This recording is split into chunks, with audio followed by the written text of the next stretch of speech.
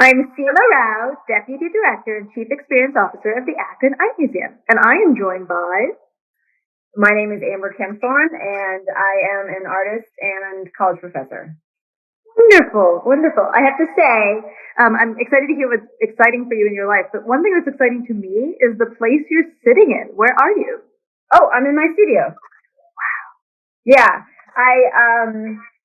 this, of course, I, was a little curated in the,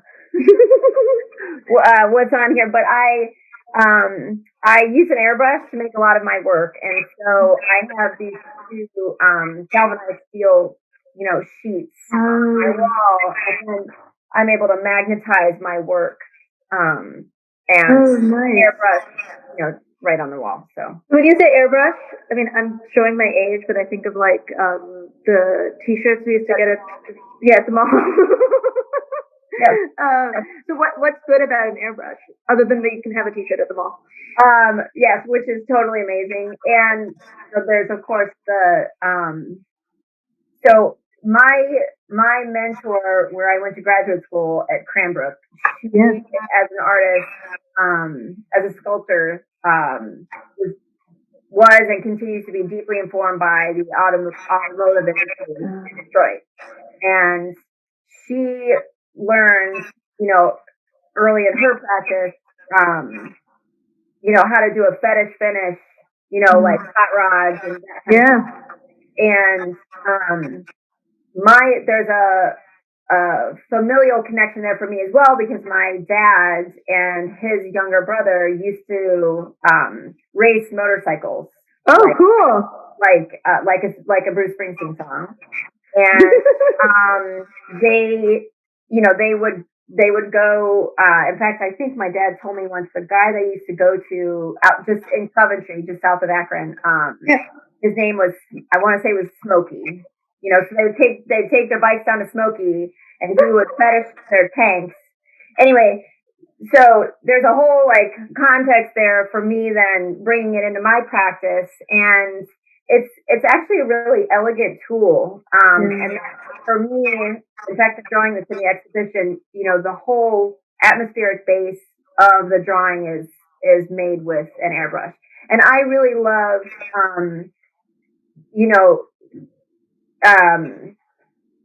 I love the ability as an artist to bring those tools which have traditionally been considered, outside of fine art, which is frankly a highly ridiculous, proposition, whatever.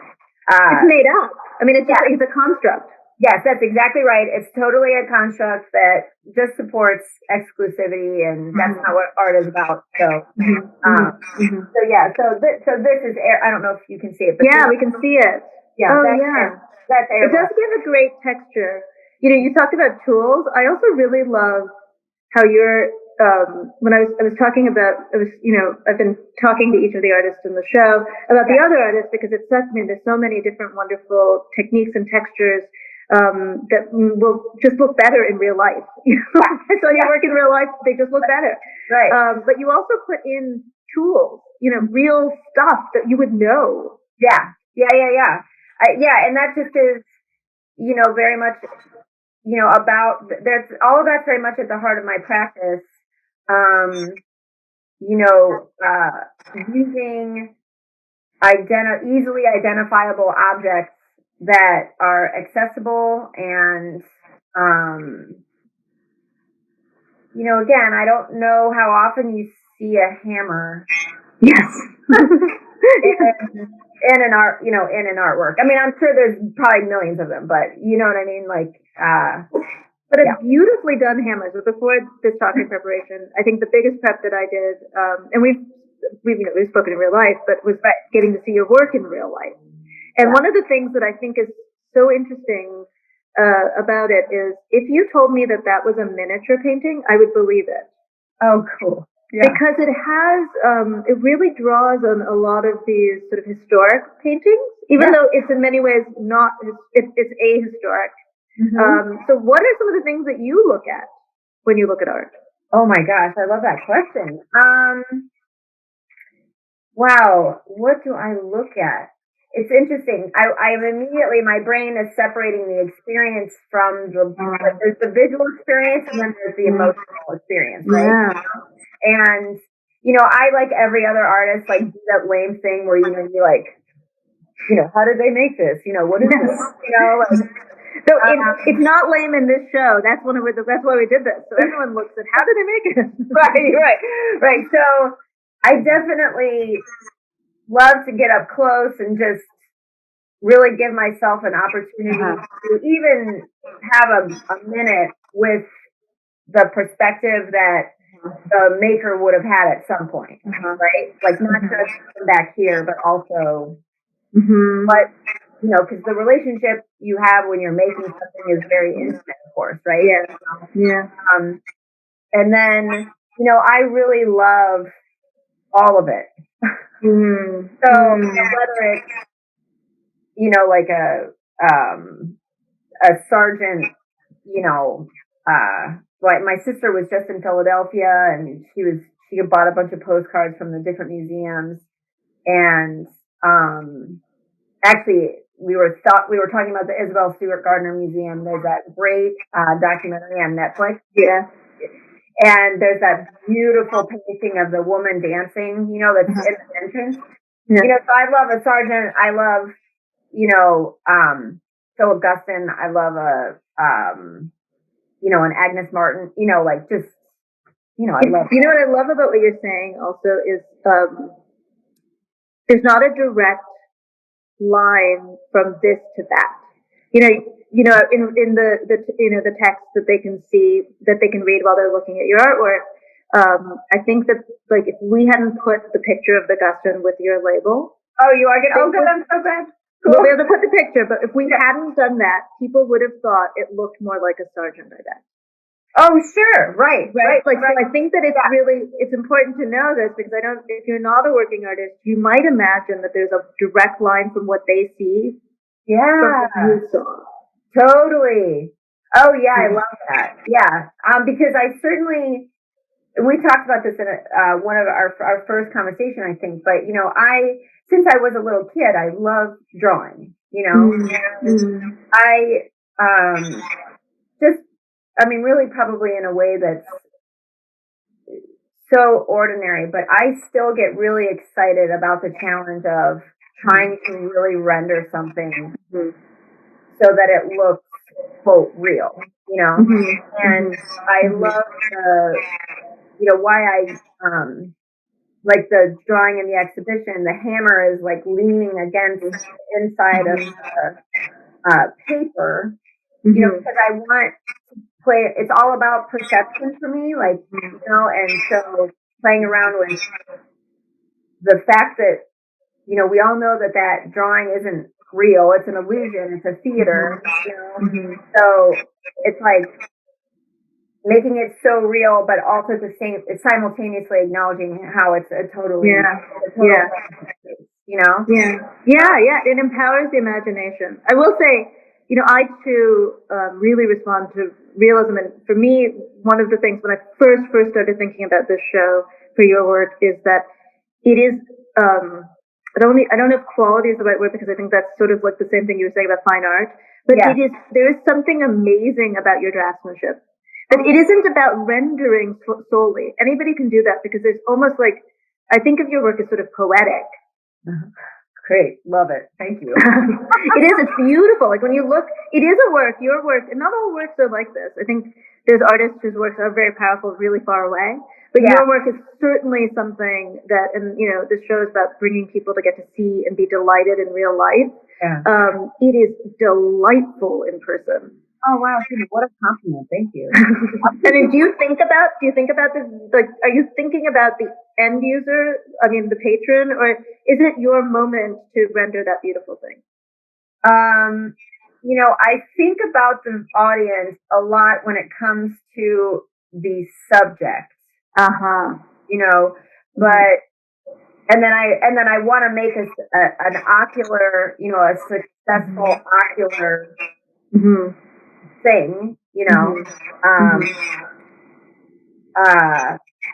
which of course I think is ultimately thinking about it being looked at, Yeah. But yeah, I think when I'm thinking about like talking with an audience, it has a lot more to do with what I choose, what the feelings I'm trying to convey or the narrative I'm trying to present. So you said the word narrative, and I've actually held back on asking this because I wanted to ask you on camera. I wonder if you have. How do you feel about people bringing their narrative to your work of art? Love it. Do it. That's how it goes. That's awesome. That's awesome. I have so many stories I've in this year as we play on the show thought about for it. Like it's in some ways,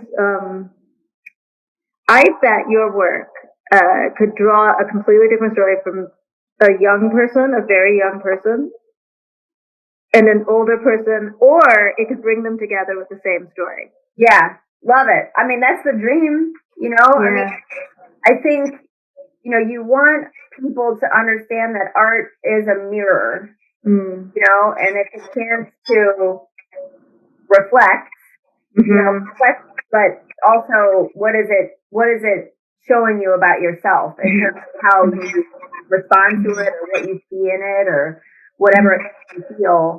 So whether that's even, a good feeling or a totally, like you're pissed off. I tell my students, some of the best work is the work that like really pisses you off, because it's about that exchange, and we need and must have all variety of exchanges, right? So it's only about like going and being like, oh, it's so beautiful, and just walking over to the next thing. Like that's valuable and necessary, but also so are all the other conversations that can happen internally, or when you come up against that. Yeah, that's really interesting. I was also thinking about the composition of the work. It is the rendering is very beautifully done, but there is something interestingly, I don't want to say like off balanced, but I feel as if there's a lot of tension between the diagonals and the floating, and and I don't. Is that something that you sort of like you really think about how you compose it, or does it come as you're doing it? I make sketches in advance. So I have a little miniature sketch of really every drawing I've made. I have, multiple little notebooks, so I'll sketch it out in advance, and then what happens over time is I end up making lists, where I'm like paper clipping notes and things like add this, that kind of thing. So the initial composition usually, is the foundation that I then am building on, as I go. And then I do find that I'm, first of all, I work almost exclusively vertically. I never work horizontally. Right. This is for something else I'm working on, which is horizontal, which is an animation and is a whole new thing. But my drawings, my practice is entirely vertical. Interesting. And I think it's about I really want to create a sense of space. Yeah. And for me, space goes up and down, not left and right. So between that and then I do, like you're saying, I have a tendency to create angles. Yeah. As you in the drawing, like as you move across, like zigzags instead of like curves or circles. I had a prof years ago who said that he was talking about vertical versus horizontal, and he said that he was talking about billboards, but that anything that is horizontal requires us to turn their heads, and anything that is vertical, basically, if you think about even though people have peripheral vision, humans are largely vertical viewers. Right. Yeah. Right. Yeah. Yeah, that's so interesting. I know, but now, and I hadn't thought about it for a long time. But what I actually think about your and your images is that to me the vertical edges of the works push your eye back into the work in a really like interesting way. Like you're constantly, and maybe it's also because your work feel like it feels so lovely, so you're looking at it and then it keeps you like wondering, but wait, how'd that happen? It adds questions for the viewer, which I think is really important. It's so funny you're saying that. My dad, I just had my dad just retired. 50, 5 years probably of, being employed, right? And Wow. it's so sweet. I went and toured the plant where he's worked for the last 15 years on his very last day. And we were standing there talking to the gatekeeper, the woman who, runs the entrance and runs the kind of the show, whatever. And he said that I'm an artist. And so we were talking about it for a minute. And what did my dad say? He said, a way to describe my daughter's work is, what's that doing there? I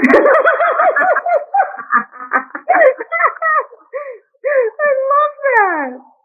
And I'm like, yep, that's actually totally right. I think we're going to use it on school tours. That's great. I mean, it's so the show is really about delighting visitors. But delight to me, when you have something that's visually really appealing and delightful, is an entry emotion. To go back to what you said before, I think that a thing that people don't always allow art is to be beautiful and. That's right. That's totally right. Yeah. Yeah, and so I think that the thing that we've done is we've chosen works that will be visually delightful because we think there's more to see there. Yes, that's right. Right.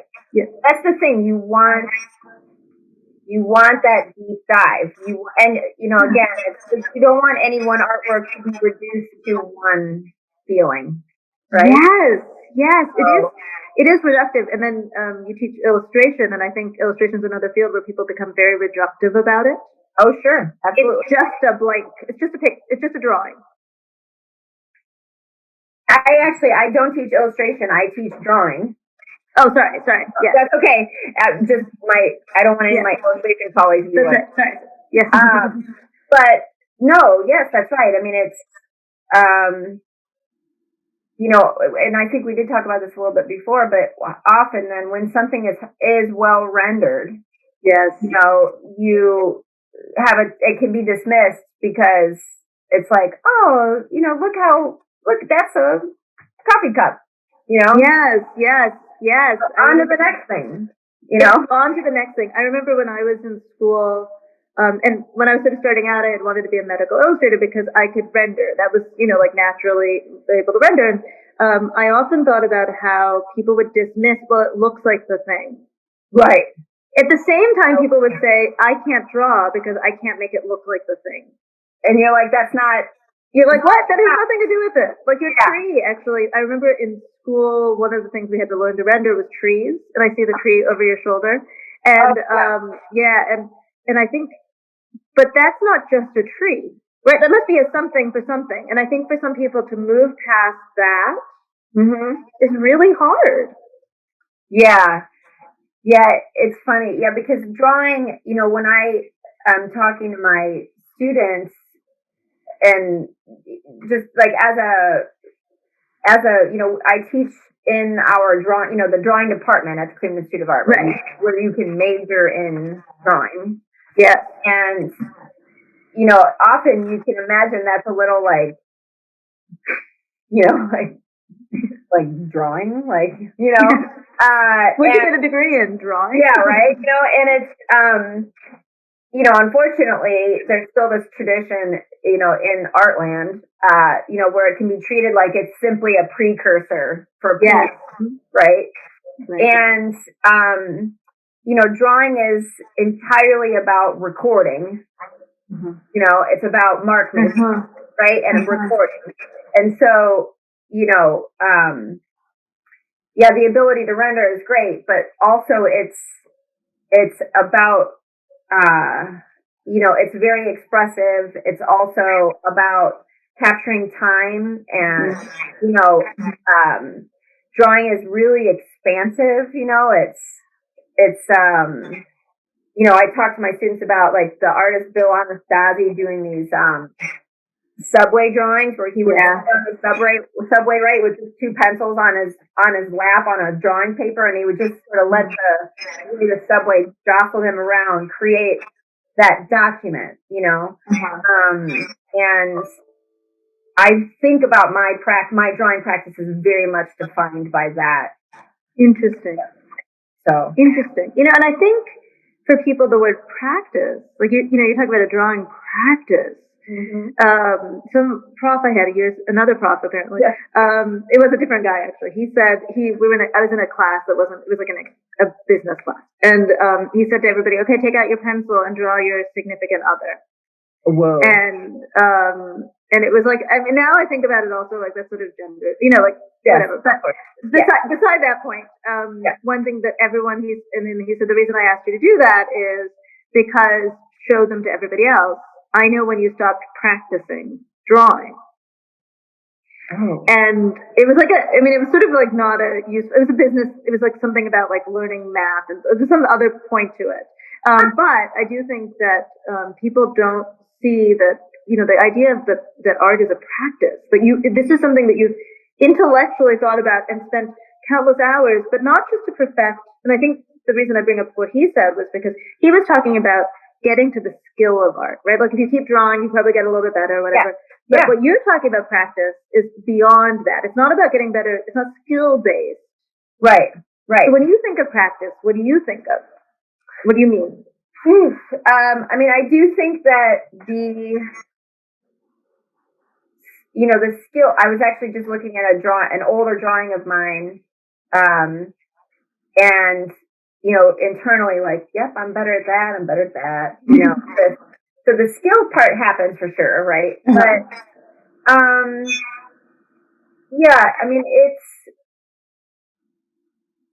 it's, what is it to practice? It's to engage in a ritual learning, mm-hmm. And it's not about a final. And I mean, it doesn't. It's not. Yeah. It's not ever gonna be. I've arrived. Right. As a thing. Right. It's a living. It's a living thing that changes and grows constantly. Right. What are some of the ways that it's changed for you in your career? So even though drawing was my first love, and I think that's probably the case for a lot of folks, I've made many things, many types of things, I made geometric abstract paintings in college. I was very politically engaged when I was young. We're still young. Yeah, totally. And I made a lot of angry, I went through some of the tropes, frankly, of like like angry woman, stuff. Also political, a lot of political stuff. But I was a mixed media, collagist. And what's cool is, so, art making, it may begin with skill, right? But then there's also the process of determining finding your voice, right? Like, so you may be good at, like, you may have facility at drawing or painting, right, or ceramics or whatever, right? But having the ideas or the energy, spirit, the desire to now want to make that into something else, right? A tool or a representation or whatever. That's something else entirely, right? So I always made art and loved art and had things to say,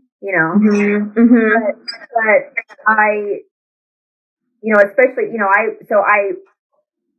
was an abstract painter, collagist who ended up in a graduate sculpture I went to, my master's is in sculpture, and in the middle of my, master's degree, I stopped making dimensional work entirely and just started drawing, and then, and now I'm working on a new project, which is an animation. So, but like there was a whole passage in there where like I could draw it out where I was searching for, what I wanted to say. What is it that what do I want to make this work about?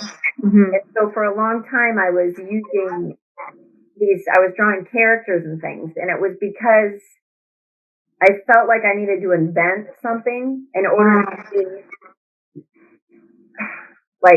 to have something to say. I don't know if that makes sense.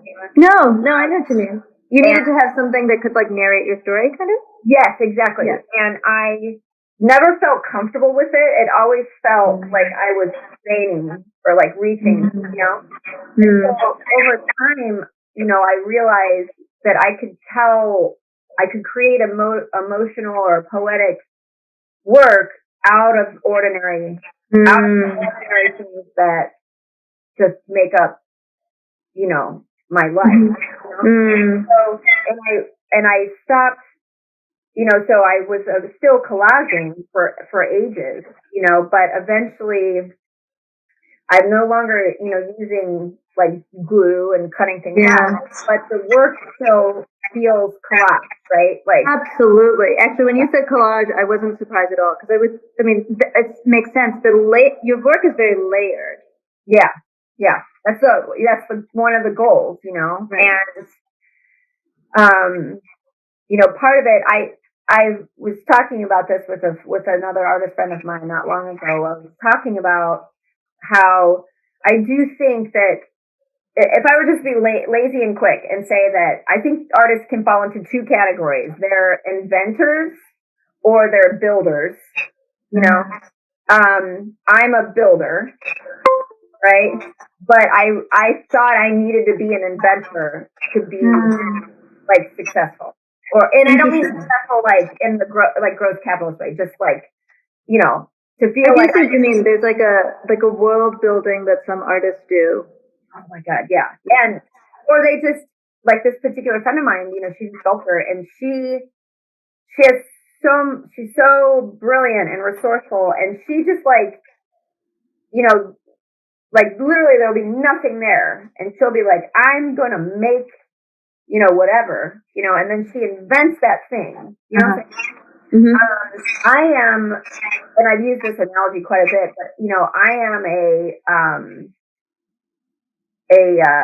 magpie, right? Like I just am collecting and then trying to build out of already owned materials or whatever. Yeah. Well, it goes back to the collage, right? That you're part of, I think, what I'm sort of hearing also, and I think this is true, in some ways, like you're choosing from things that are there. I mean, I know that the ladder is not literally there, but it's an idea that exists in our world.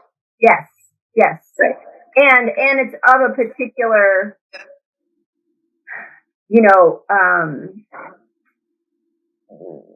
I love tools.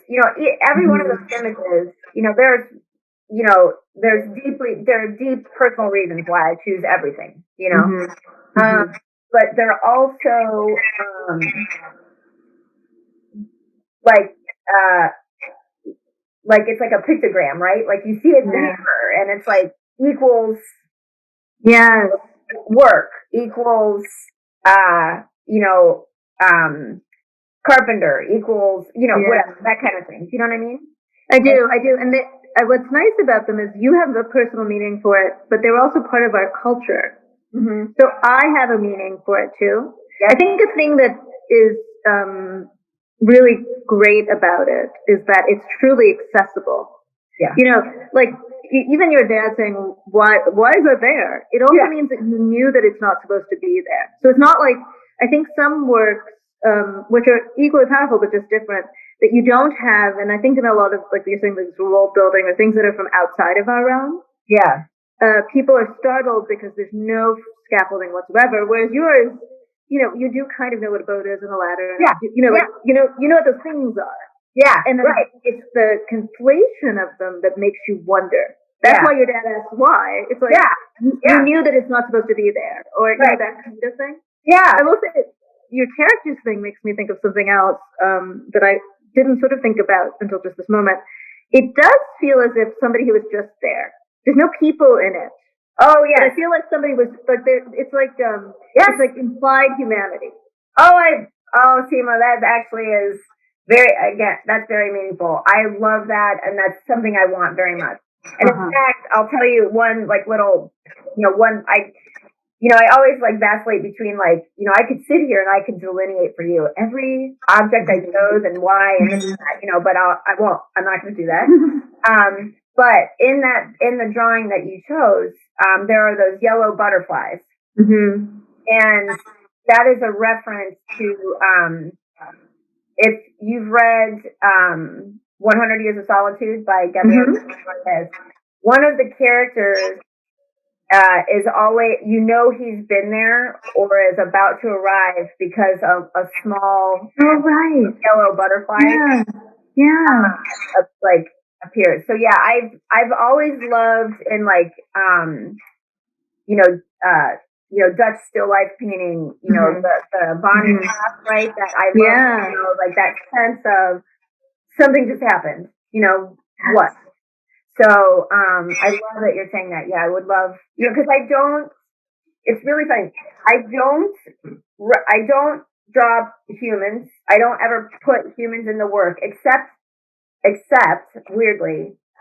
So twice now. So what? In one drawing, I did a drawing of John Wayne, but it's actually in the posters here in my studio. As a kid, my dad had this John Wayne movie poster in the garage for his like workshop, and so I made a transfer of it, right? Like I traced it and transferred it to my drawing, And then I did the same thing with the Uncle Billy character in It's a Wonderful Life.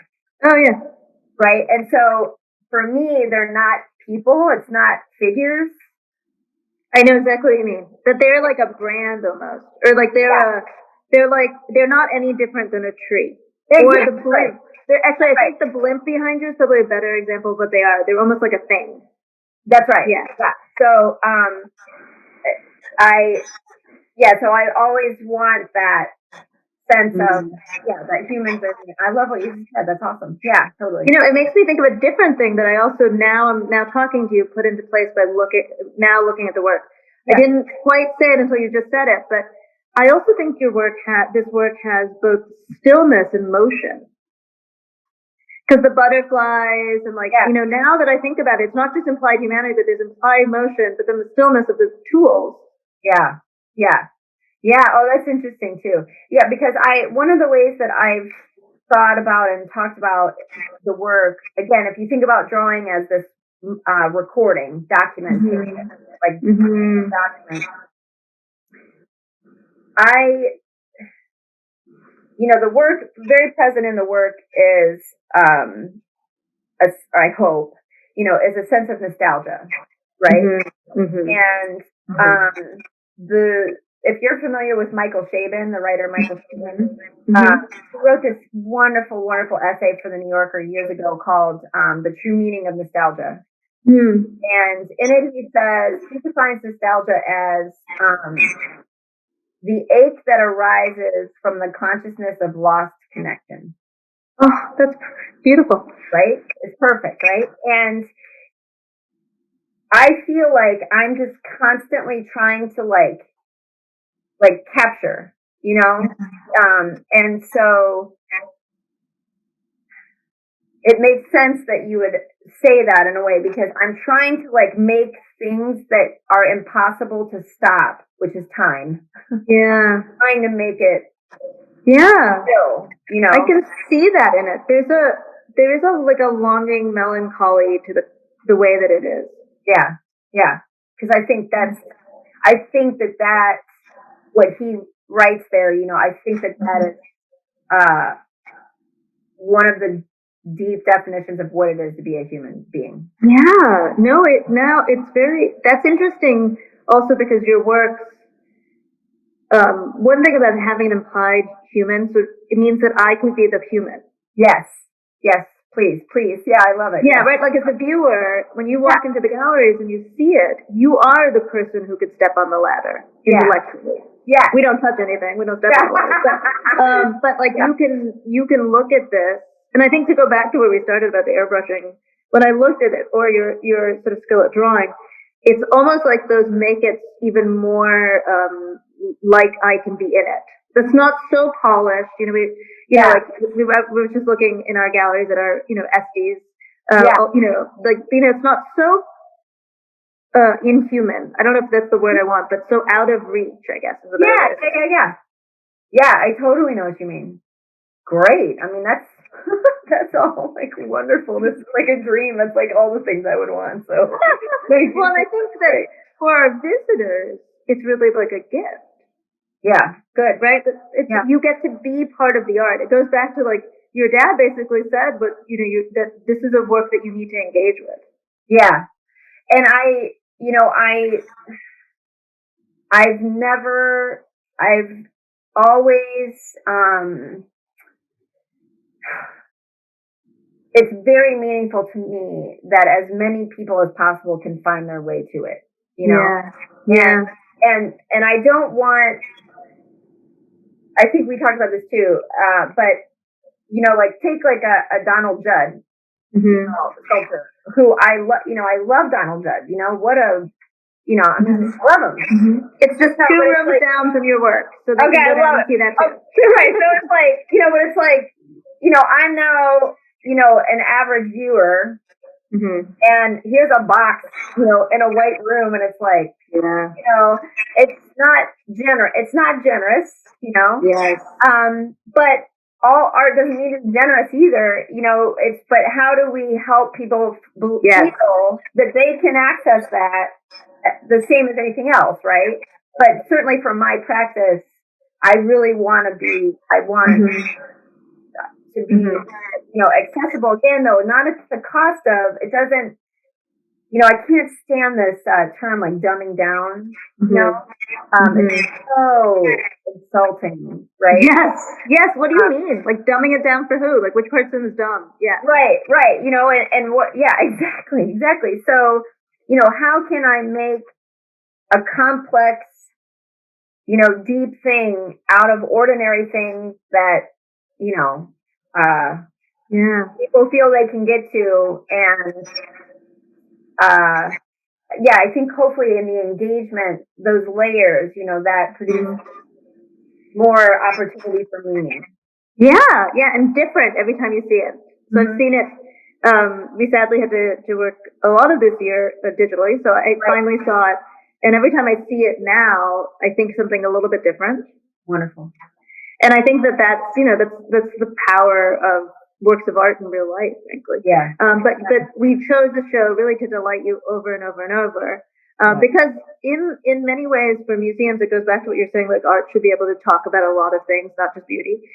In some ways, museums should bring all the art together that talks about different things. Absolutely. So people have a huge diet of, you can go see the Donald Judd right after they see your work of art, or right before. They can go either way. Right. Totally. So they can, and I think that's really important. So tell me, what's next? What's exciting for you next? Well, I guess it's a year and a half, 2 years ago, I embarked on this crazy wackadoo project. So I received a Night Arts Challenge grant in 2019. I have dreamed for a really, really, really long time of doing animation, and I am a really big music person, and I love classical music, and so I am creating an animation that visually interprets the 4C interludes by the composer Benjamin Britten. Wow. Oh yeah, see, it's like crazy. So it's 15 minute orchestral piece. And I'm working with these great guys in Akron, the Red Point Digital.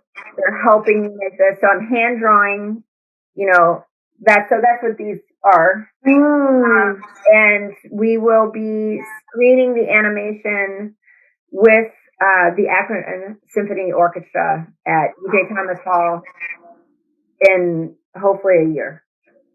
Wow, that's wonderful! Isn't it crazy?